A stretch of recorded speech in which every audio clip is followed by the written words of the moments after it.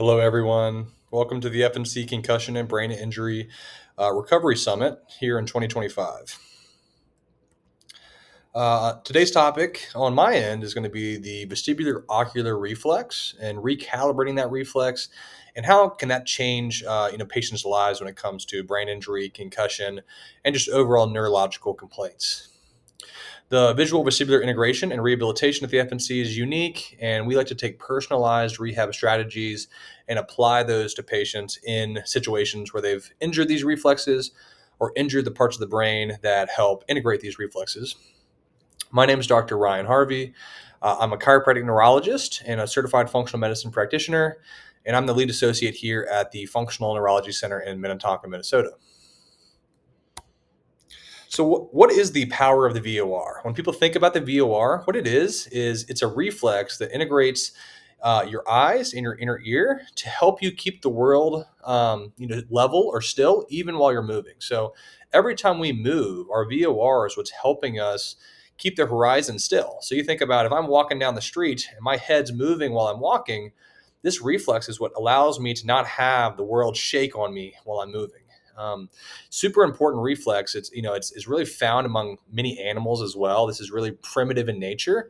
But what can happen is when you hit your head or you injure your brain or you have neurological complications, this reflex can become dysfunctional, and it can really lead to a lot of symptoms that relate to things like dizziness, eye strain, feeling floaty, or having major neurological endurance issues. Like we talked about before, this reflex really links our inner ear and our eyes together through pathways in our brain stem. So areas like our midbrain and our pons, and lower areas of our brainstem involved with our cerebellum and our coordination of these different centers, and trying to match information together reflexively. So these aren't things you can think about and say, "Hey, eyes, keep the world steady." These are systems that are below your level of consciousness, and training them in specific rehabilitation strategies can really help improve those systems whenever they've become dysfunctional due to an injury, neurological injury. So when they're disrupted, many patients are experiencing things like dizziness. So it could feel like, I feel like floaty, I feel rocky. Sometimes I feel spinny. I feel like I have a hard time with things moving around me. I feel like I have a hard time moving my head or moving my body. I have visual blur or motion intolerance. Like I have a hard time with moving. I have a hard time with walking. I struggle in the car. All of these things can be potential symptoms of VOR dysfunction. So when the reflex fails or you're having issues with how the reflex is functioning, a lot of the different symptoms can kind of vary patient to patient. It's not one of those things that every single patient comes in and says, "Oh, when I walk down the street, the world feels like it's bouncing on me." Whereas that's a clinical symptom that's possible with a VOR failure. Other symptoms might be things like, "Oh, I just feel like my vision gets blurry when I have to move my head through space. If I have to like turn and look at traffic, I have a hard time. I feel like the image isn't totally clear, and I get really symptomatic with things like head movements or eye movements or being in areas where I have to move or the world has to move around me." Having dizziness in busy environments in general is a really common symptom of VOR failure or issues with the VOR reflex. Having issues while reading, especially while you're walking or while you're moving. So let's say that one way to kind of look at this and say, okay, if I were to walk down the street, could I look at the stop sign at the end of the street, and would that stop sign stay still even while I was moving, even while I was walking and my head was bobbing? Would my eyes be able to keep the world around me still? And that should happen if your VOR is intact. So that's one way you can test this at home and see, am I someone that's struggling with VOR problems? And could specialized rehab help improve that function and help me feel better with all these things that I have to do every day to live my life?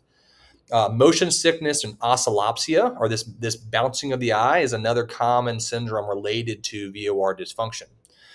There's a lot of potential causes of VOR delays or VOR failures, including things like concussions, vestibular neuritis, whiplash. It can cause things like migraine. It can develop through things like dysautonomia, and really a whole host of neurological injuries can cause VOR failure or VOR issues.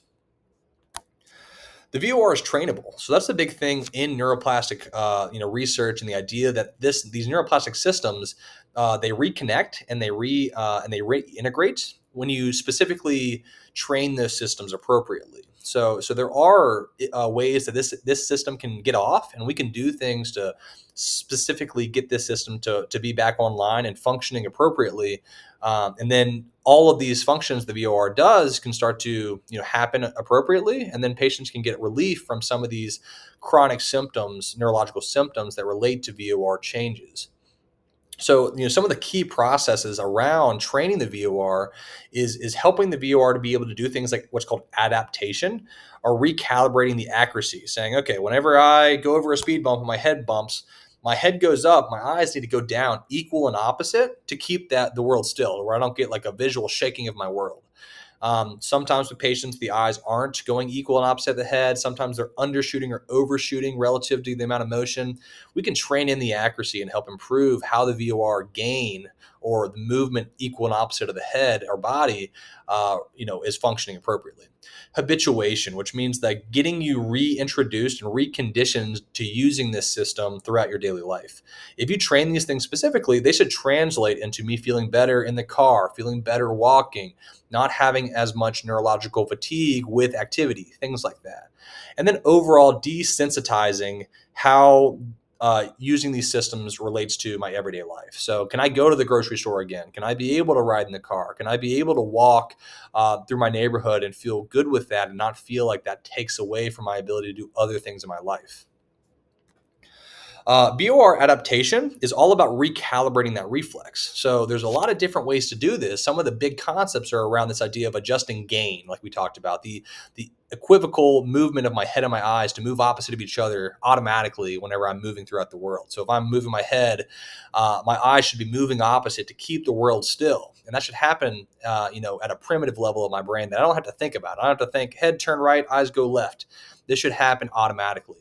So doing controlled exercises that induce what's called retinal slip can help retrain the brain on how to reintegrate these reflexes. It's almost like if I went and I tore a muscle in my body, I would want to reintegrate how that muscle activates when I do different types of movements. And if I never did anything to retrain that, I might have nagging muscular pain the rest of my life, or for a long time. And the same thing can happen with the neurological system.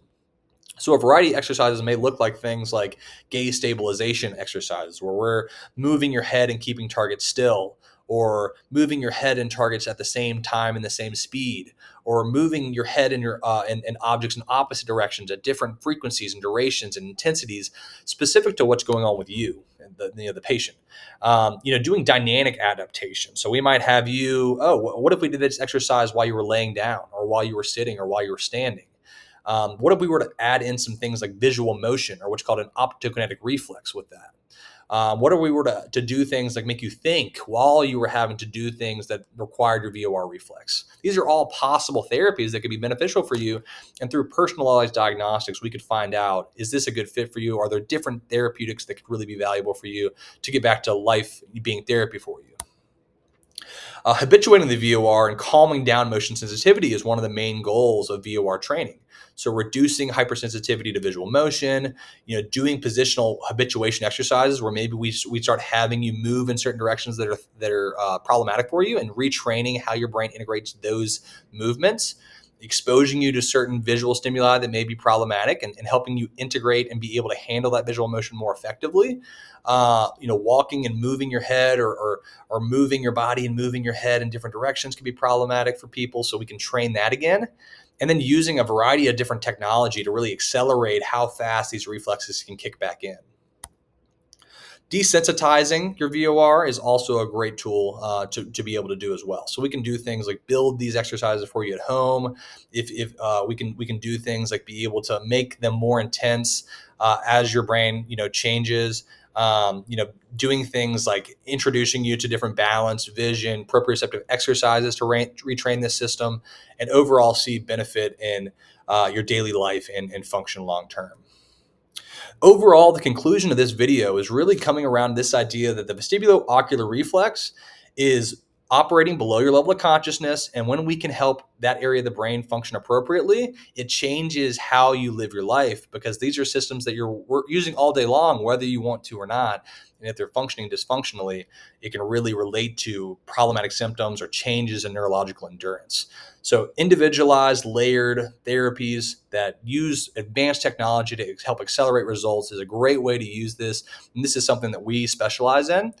Building stability, tolerance, and confidence, and getting you back to doing things in your life without symptoms is the long term goal.